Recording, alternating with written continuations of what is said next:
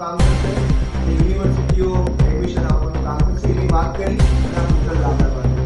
પરંતુ ત્યારબાદ આ પોર્ટલ જ પોતે એડમિશનની પ્રવેશ પ્રક્રિયા કરતું થઈ ગયું, જેના કારણે એટલી બધી મુશ્કેલીઓ પડી, એટલા બધા પ્રશ્નો ઉદ્ભવ્યા. પોર્ટલની અંદર થયેલી ખામીઓના લીધે, ગેરવ્યવસ્થાઓના લીધે ગયા વર્ષે કુલ 1 લાખથી વધારે વિદ્યાર્થીઓ પ્રવેશથી વંચિત રહ્યા અને એમનું આખું વર્ષ ગયું. એની સાથે સાથે બીજા એટલા પ્રશ્નો પણ આવે છે કે પ્રાઇવેટ યુનિવર્સિટીઝ જે છે એ આ પોર્ટલની અંદર નથી. હું સરકારશ્રીને પૂછવા માંગુ છું કે એસીપીસી હોય, મેડિકલ કાઉન્સિલ હોય, નર્સિંગ કાઉન્સિલ હોય કે ફાર્મસી કાઉન્સિલ હોય, એ બધામાં જો પ્રાઇવેટ યુનિવર્સિટીઝ અને સ્ટેટ યુનિવર્સિટીઝની કોલેજો બધાને સાથે રાખીને એડમિશન પ્રક્રિયા થઈ શકે તો આ જીકાસ પોર્ટલમાં એ પ્રક્રિયા કેમ ન થઈ શકે? પ્રશ્નો મતરેથી આપના માધ્યમથી સરકારશ્રીને, મુખ્યમંત્રીશ્રીને, શિક્ષણ મંત્રીશ્રીને પૂછવા માંગુ છું. પ્રાઇવેટ યુનિવર્સિટીઝમાં જેટલું ઇન્ફ્રાસ્ટ્રક્ચર છે એનાથી પણ વધારે વિદ્યાર્થીઓને એડમિશન આપવામાં આવે છે. કેમ? કારણ કે જીકાસ પોર્ટલ ત્યાં લાગુ પાડવામાં આવતું નથી અને મન ફાવે ત્યારે તે લોકો એડમિશન એના કોઈ પણ સમયની ધારાધોરણ, સમય મર્યાદા નક્કી કર્યા વગર એડમિશન આપવાનું કામ કરતા. આ જીકાસમાં ગયા વર્ષે 1 નહીં 2 નહીં કુલ 33 રાઉન્ડ જેટલા એડમિશન રાઉન્ડ થયા અને છતાંય જે સરકારી રાજ્ય વિશ્વવિદ્યાલયની કોલેજો છે એમાં 44% વધારે સીટો ખાલી રહી.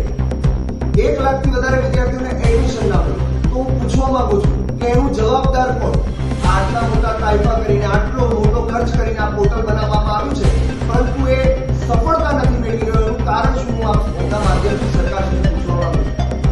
આ પારની લડાઈ લડવા માટે આ ગુજરાતના ત્રસ્ત થયેલા વિદ્યાર્થીઓ આજે લડવાના મૂડમાં આવી ગયા છે. તેઓ આ જીકાસ પોર્ટલથી એટલા કંટાળ્યા છે કે આજે આ પ્રવેશ પ્રક્રિયા જે છે એ એટલી જટિલ બની ગઈ છે કે એમને પ્રવેશ લેવામાં પણ મુશ્કેલી. વિદ્યાર્થી પરિષદ આખા ગુજરાત પ્રાંતમાં દરેક જિલ્લાઓમાં એ જનજાગૃતિના કાર્યક્રમો ચલાવી રહ્યું છે, વોલ રાઇટિંગ કરી રહ્યું છે, પ્રચાર વિતરણ કરી રહ્યું છે, ક્લાસ ટુ ક્લાસ કેમ્પેન કરી રહ્યું છે અને વિદ્યાર્થીઓમાં જીકાસ પોર્ટલની જે ખામીઓ છે એની વાતચીત કરી એની જાગૃતિ લાવવાનું કામ કરી રહ્યું છે. અને અત્યારે હું ઘોષણા કરું છું કે આવનારા સમયમાં વિદ્યાર્થી પરિષદ સમગ્ર રાજ્યના બધા જ વિદ્યાર્થીઓને સાથે લઈ દરેક જિલ્લાના જિલ્લા કેન્દ્રો પર ખૂબ મોટી સંખ્યામાં વિરાટ વિદ્યાર્થી પ્રદર્શનો કરવાના છે અને આ જીકાસ પોર્ટલની જે ખામીઓ છે, જે સમસ્યાઓ છે એને સુધારવા માટે સરકારની સામે અવાજ ઉઠાવવાના છે અને આ ખૂબ મોટી મુહિમ જ્યાં સુધી વિદ્યાર્થીઓને ન્યાય નહીં મળે, આ જીકાસ પોર્ટલમાં અમારી 3 માંગો જેમાં પ્રાઇવેટ યુનિવર્સિટીઝને આ જીકાસ પોર્ટલની અંદર સમાવેશ કરવામાં આવે અને જો જીકાસ પોર્ટલની અંદર આ યુનિવર્સિટીઝને સમાવવામાં ન આવે તો ડિસેન્ટ્રલાઇઝ કરી અને યુનિવર્સિટીઓ સ્વાયત્ત રીતે પોતે એડમિશન કરી શકે એ પ્રકારની અમારી જે માંગો છે. આ 300 રૂપિયાનું જે રજીસ્ટ્રેશન ફીનું બોજો છે, ભારણ છે, જે વિદ્યાર્થીઓના માથે થોપવામાં આવ્યો છે ત્યારે જનજાતિ ક્ષેત્રના દૂર સુદૂરના બોર્ડર વિસ્તારના વિદ્યાર્થીઓનો વિચાર કરવામાં નથી આવ્યો.